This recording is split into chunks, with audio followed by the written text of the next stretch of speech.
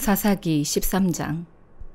이스라엘은 또다시 여호와 보시기에 악한 일을 저질렀습니다. 그리하여 여호와께서는 그들을 블레셋 사람들의 손에 40년 동안 넘겨주셨습니다. 단지파로서 소라 출신의 사람이 하나 있었는데 그의 이름은 마노아였습니다. 그의 아내는 임신하지 못하는 사람이어서 그녀가 자식을 낳을 수 없었습니다. 그런데 여호와의 천사가 그녀에게 나타나 말했습니다. 보아라, 네가 임신하지 못해서 자식을 낳을 수 없구나. 그러나 네가 잉태해 아들을 낳을 것이다. 그러니 이제 너는 포도주나 독한 술을 마시지 말고 부정한 어떤 것도 먹지 않도록 부디 조심하여라. 보아라, 네가 임신해 아들을 낳을 것이니 그의 머리에 면도칼을 대서는 안 된다. 그 아이는 모태에서부터 하나님께 나실 사람이 될 것이기 때문이다. 그가 블레셋 사람의 손에서 이스라엘을 구원하기 시작할 것이다. 그러자 아내는 남편에게 가서 말했습니다. 하나님의 사람이 제게 왔는데 그의 모양이 마치 하나님의 천사처럼 보여 너무 두려웠습니다. 저는 그가 어디에서 왔는지 물어보지 못했고 그도 자기 이름을 제게 말해주지 않았습니다. 하지만 그가 제게 말하기를 보아라, 네가 잉태해 아들을 낳을 것이다. 그러니 이제 너는 포도주나 독한 술을 마시지 말고 부정한 어떤 것도 먹지 마라. 왜냐하면 그 아이는 네 뱃속에서부터 죽는 날까지 하나님의 나실 사람이 될 것이다 라고 했습니다. 그러자 마노아는 여호와께 기도했습니다. 주여, 주께서 우리에게 보내신 그 하나님의 사람을 다시 우리에게 보내주셔서 태어날 그 아이에게 어떻게 해야 할지 가르쳐 주십시오. 하나님께서는 마노아의 기도 소리를 들으셨습니다. 아내가 밭에 나가 있을 때 하나님의 천사가 다시 아내에게 나타났습니다. 그러나 남편 마노아는 그녀와 함께 있지 않았습니다. 아내는 서둘러 달려가 남편을 불러 그에게 말했습니다. 보세요. 지난번 제게 왔던 그 사람이 제게 나타났어요. 마노아가 일어나 그 아내를 뒤따라 그 사람에게 가서 말했습니다. 당신이 여인에게 말씀하신 그분이십니까? 그 사람이 대답했습니다. 그렇다. 그러자 마노아가 말했습니다. 당신의 말씀대로 이루어진다면 그 아이를 어떻게 키우며 또 그 아이를 어떻게 대해야 합니까? 여호와의 천사가 마노아에게 말했습니다. 내가 네 아내에게 말한 모든 것을 지켜라. 네 아내는 포도나무에서 나온 것은 아무것도 먹지 말고 포도주나 독한 술을 마시지 말고 부정한 어떤 것도 먹지 말아야 한다. 내가 그녀에게 명령한 모든 것을 그녀가 지켜야 한다.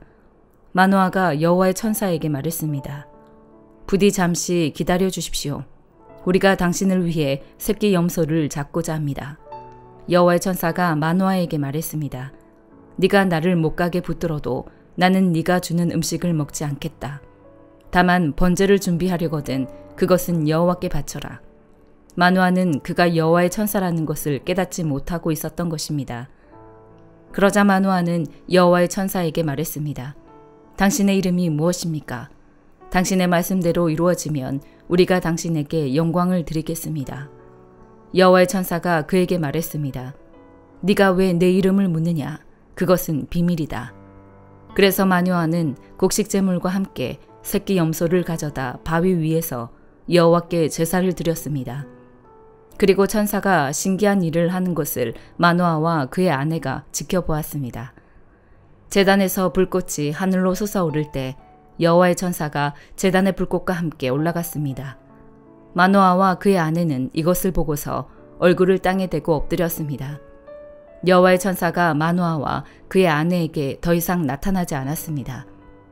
그때서야 마노아는 그가 여호와의 천사였음을 깨달았습니다. 마노아가 그의 아내에게 말했습니다. 우리가 하나님을 보았으니 우리는 필히 죽을 것이요. 그러나 그의 아내가 그에게 대답했습니다. 만약 여호와께서 우리를 죽이실 생각이었다면 우리 손으로 드린 번제와 곡식제물을 받지 않으셨을 것입니다. 또 이 모든 일을 우리에게 보여주지 않으셨을 것이고 이런 일을 지금처럼 우리에게 말씀하지 않으셨을 것입니다.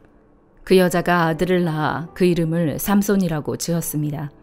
그 아이는 잘 자라났고 여호와께서 그에게 복 주셨습니다. 그가 소라와 에스다올 사이에 있는 마하네단에 있을 때 여호와의 영이 그를 움직이기 시작하셨습니다. 사도행전 17장. 바울과 실라는 암비볼리와 아볼로니아를 거쳐 데살로니가에 이르렀습니다. 거기에는 유대 사람의 회당이 있었습니다. 바울은 늘 하던 대로 회당에 들어가 3주 동안 안식일마다 성경에 대해 사람들과 토론했습니다. 그리스도가 고난을 받은 후 죽은 사람들 가운데서 살아나셔야 했던 것을 설명하고 증명하며 말했습니다. 그리고 내가 여러분에게 선포하느니 예수가 바로 그리스도이십니다 라고 전했습니다.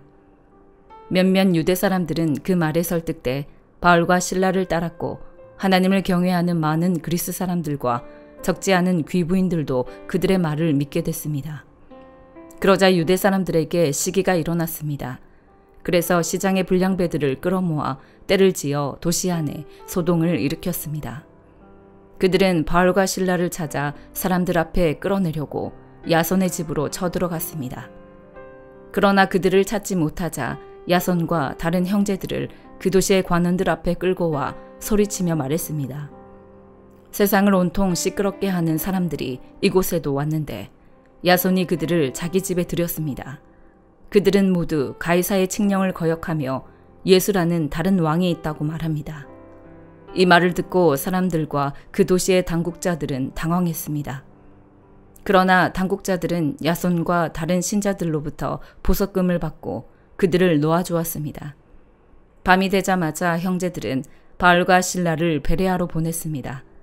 그들은 그곳에 도착하자 유대 사람의 회당으로 들어갔습니다. 베레아 사람들은 데살로니가 사람들보다 교양 있는 사람들이어서 말씀을 간절한 마음으로 받아들이고 바울이 말한 것이 사실인지 알아보려고 날마다 성경을 찾아보았습니다. 그래서 그들 가운데 많은 유대 사람들이 믿게 됐고 적지 않은 그리스 기부인들과 많은 그리스 남자들도 믿게 됐습니다. 데살로니가에 있는 유대 사람들은 바울이 베레아에서 하나님의 말씀을 전한다는 것을 알고 그곳에 또 나타나 사람들을 선동해 소동을 일으켰습니다. 그러자 형제들은 즉시 바울을 바닷가로 보냈습니다. 그러나 실라와 디모데는 베레아에 그대로 남아 있었습니다. 바울을 수행하던 사람들은 그를 아테네까지 인도했습니다. 그들은 실라와 디모데도 속히 자기에게 데려오라는 바울의 지시를 받고 돌아갔습니다. 아테네에서 그들을 기다리는 동안 바울은 그 도시가 우상으로 가득 찬 것을 보고 매우 격분했습니다. 그래서 그는 회당에서는 유대 사람들과 하나님을 경외하는 그리스 사람들과 또 시장에 나가서 날마다 우연히 만나는 사람들과 토론했습니다. 에피쿠로스 철학자들과 스토아 철학자들도 바울과 변론을 했습니다. 그 가운데 몇 사람이 물었습니다. 이 말쟁이가 무슨 말을 하려는 것인가? 또 다른 사람들은 그가 외국의 다른 신들을 전하는 사람인가 보다라고 했습니다. 그들이 이렇게 말한 것은 바울이 예수와 그 부활에 대한 복음을 전하고 있었기 때문입니다. 그때 그들은 바울을 붙들어 아레오바고 광장으로 데려가 말했습니다. 당신이 소개하고 있는 이 새로운 가르침에 대해 우리가 알 수 있겠습니까? 당신이 우리 귀에 생소한 것들을 전하니 우리가 그 뜻을 좀 알고 싶습니다. 모든 아테네 사람들과 거기 사는 외국 사람들은 보다 새로운 것을 말하거나 듣는 일에 시간을 쏟던 사람들이었습니다. 그러자 바울이 아레오바고 광장 가운데 서서 말했습니다. 아테네 시민들이여, 내가 보니 여러분은 여러모로 매우 종교적인 사람들입니다. 내가 두루 다니면서 여러분이 무엇을 섬기는지 자세히 살펴보다가 알지 못하는 신에게라고 새긴 제단도 보게 됐습니다. 이제 여러분이 알지도 못하고 예배해온 그 신을 내가 여러분에게 전하고자 합니다. 그 신은 온 세상과 그 안의 모든 것을 창조하신 하나님이십니다. 하나님께서는 하늘과 땅의 주인이시며 사람이 손으로 지은 신전들 안에 살지 않으십니다. 하나님께서는 뭔가 부족해서 인간의 손으로 섬김을 받으실 분이 아닙니다. 하나님께서는 바로 모든 사람에게 생명과 호흡과 다른 모든 것을 주시는 분이시기 때문입니다. 하나님께서는 한 사람으로부터 모든 민족을 만들어 온 땅 위에 살게 하셨고 각 나라의 연대를 미리 정하시고 그들의 국경도 정해주셨습니다. 이렇게 하신 것은 사람들이 하나님을 찾기를 바라시기 때문입니다. 사람들이 하나님을 더듬어 찾기만 하면 만날 수 있습니다. 사실 하나님께서는 우리 각 사람과 그리 멀리 떨어져 계시지 않습니다. 왜냐하면 하나님 안에서 우리가 살고 움직이고 존재하기 때문입니다. 여러분의 시인 가운데 어떤 사람이 말했듯이 우리가 그분의 자녀입니다. 그러니 우리가 하나님의 자녀인 이상 하나님을 사람의 생각이나 기술로 금이나 은이나 돌에 새겨 만든 형상 따위로 생각해서는 안 됩니다. 알지 못했던 시대에는 하나님께서 그대로 내버려 두셨지만 이제는 어디서나 모든 사람에게 회개하라고 명령하십니다. 하나님께서는 자신이 세운 한 사람을 통해 세상을 공의로 심판할 날을 정하셨기 때문입니다. 하나님께서는 그를 죽은 사람들 가운데서 살리심으로 모든 사람에게 이 날에 대한 증거를 보이셨습니다. 죽은 사람들이 다시 살아난다는 말에 어떤 사람들은 비웃었지만 또 다른 사람들은 우리가 이 이야기에 대해 다시 듣고 싶소라고 말했습니다. 그러자 바울은 그들로부터 나왔습니다. 그때 몇 사람들은 바울을 따르며 믿게 됐습니다. 그 가운데는 디오누시오라는 아레오바고 의회원과 다말이라는 여인과 그 외에 몇 사람이 더 있었습니다. 예레미야 26장. 유다 왕 요시아의 아들 여호야김의 통치 초기에 이 말씀이 여호와께로부터 임했습니다. 여호와가 이렇게 말한다. 여호와의 집들에 서서 여호와의 집에 경배하러 오는 유다의 모든 성읍 사람들에게 내가 너에게 명령하는 모든 말을 전하여라. 한마디도 빠뜨리지 마라. 혹시 그들이 귀 기울여 듣고 각자 그의 악한 행동으로부터 돌이킬지도 모른다. 그러면 그들 행위의 악함으로 인해 내가 그들에게 행하려고 했던 재앙을 돌이킬 것이다. 너는 그들에게 말하여라. 여호와께서 이렇게 말씀하셨다.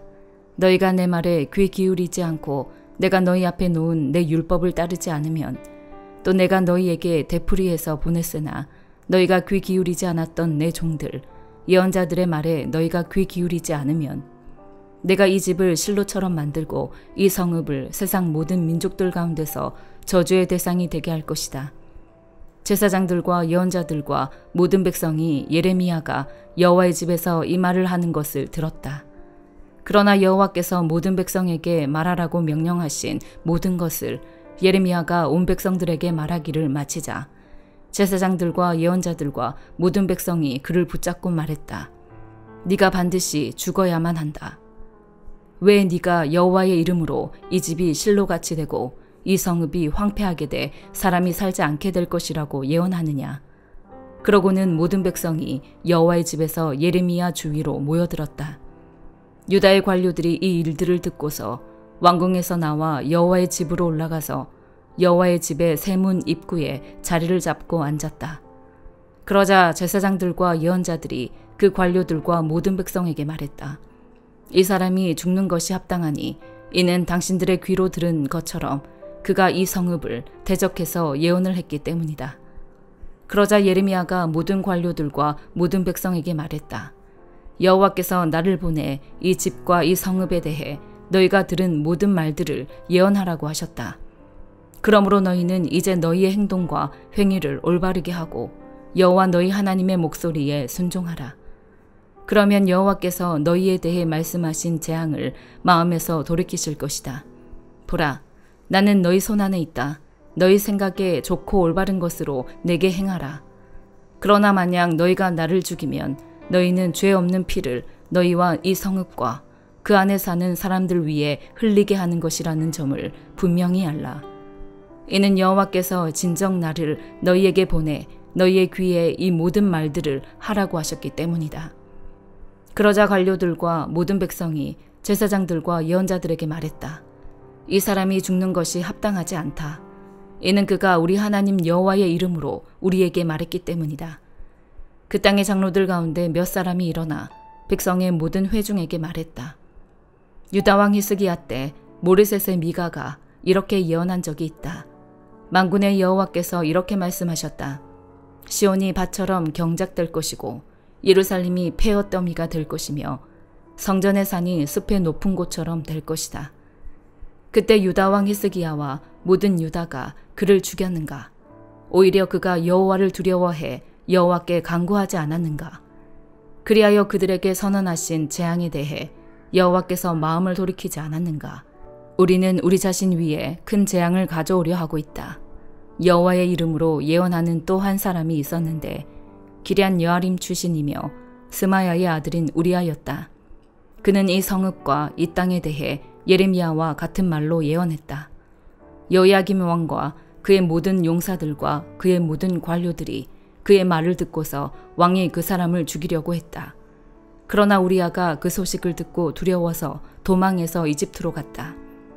그러자 여호야김 왕이 악볼의 아들 엘나단을 비롯해 몇 사람을 이집트로 보냈다. 그들은 이집트에서 우리아를 데려와서 여호야김 왕에게 데려갔고 여호야김 왕은 그를 칼로 죽이고 그의 시체를 평민들의 묘지에 던졌다. 그러나 사반의 아들 아이감의 손이 예레미야와 함께해 예레미야가 백성들 손에 넘겨져 죽임을 당하지 않게 됐다. 마가복음 12장. 예수께서 그들에게 비유를 들어 말씀하기 시작하셨습니다. 어떤 사람이 포도원을 하나 만들어 울타리를 치고 땅을 파서 포도즙 짜는 틀 자리를 만들고 망대를 세웠다. 그러고는 어떤 농부들에게 포도원을 세주고 멀리 떠났다. 수확할 때가 되자 주인은 포도원에서 난 소출 가운데 얼마를 받아오라고 종을 농부들에게 보냈다. 그런데 그들은 그 종을 잡아다가 때리고는 빈손으로 돌려보냈다. 그러자 주인은 그들에게 다른 종을 보냈다. 그러나 그들은 그 종의 머리를 때리고 모욕했다. 주인은 또 다른 종을 보냈지만 그들은 그 종을 죽여버렸다. 그러고 나서도 주인은 계속해서 다른 종들을 많이 보냈는데 농부들은 그 종들을 때리고 더러는 죽이기도 했다. 주인에게는 이제 단 한 사람, 바로 사랑하는 자기 아들이 남아 있었다. 그는 마지막으로 아들을 보내면서 그들이 내 아들은 존중하겠지라고 말했다. 그러나 농부들은 자기들끼리 수군거렸다. 이 사람은 상속자다. 가서 그를 죽이자. 그러면 그 유산은 우리 차지가 될 것이다. 그리하여 농부들은 아들을 데려다가 죽이고 포도원 밖으로 내던져 버렸다. 이렇게 되면 포도원 주인이 어떻게 하겠느냐. 그가 와서 그 농부들을 죽이고 다른 사람들에게 포도원을 줄 것이다. 너희는 성경에서 이런 말씀을 읽어보지 못했느냐. 건축자들이 버린 돌이 집 모퉁이의 머릿돌이 됐다. 주께서 이렇게 하셨으니 우리 눈에 놀랍게 보일 뿐이다. 그러자 그들은 예수께서 말씀하신 이 비유가 자기들을 가리켜 말씀하시는 것임을 알아차리고 예수를 체포할 방도를 모색했습니다. 그러나 백성들을 두려워해 예수를 그대로 두고 가버렸습니다. 그들은 예수의 말씀을 트집잡아 보려고 바리새파 사람들과 헤롯 당원들을 예수께로 보냈습니다. 그들이 예수께 다가와 말했습니다. 선생님, 우리는 선생님을 참된 분으로 알고 있습니다. 선생님은 사람을 겉모습으로 판단하지 않기 때문에 사람으로 인해 동요되지 않고 하나님의 진리를 참되게 가르치신다고 들었습니다. 그런데 우리가 가이사에게 세금을 내는 것이 옳습니까? 옳지 않습니까? 우리가 세금을 내야 합니까? 내지 말아야 합니까? 예수께서는 위선적인 그들의 속셈을 다 아시고 말씀하셨습니다. 왜 너희가 나를 시험하느냐? 데나리온 동전 하나를 가져와 내게 보이라. 그들이 동전 하나를 가져오자 예수께서 그들에게 물으셨습니다. 동전에 있는 얼굴과 새겨진 글자가 누구의 것이냐? 그들은 가이사의 것입니다 하고 대답했습니다. 그러자 예수께서 그들에게 말씀하셨습니다. 가이사의 것은 가이사에게 바치고 하나님의 것은 하나님께 바치라. 그들은 예수께 몹시 감탄했습니다. 부활이 없다고 주장하는 사두개파 사람들이 예수께 와서 물었습니다. 선생님, 모세가 우리를 위해 쓰기를 만약 형이 자식 없이 아내만 남겨놓고 죽으면 동생이 그 형수와 결혼해서 형의 대를 이을 자식을 낳아야 한다고 했습니다. 그런데 7 형제들이 있었습니다.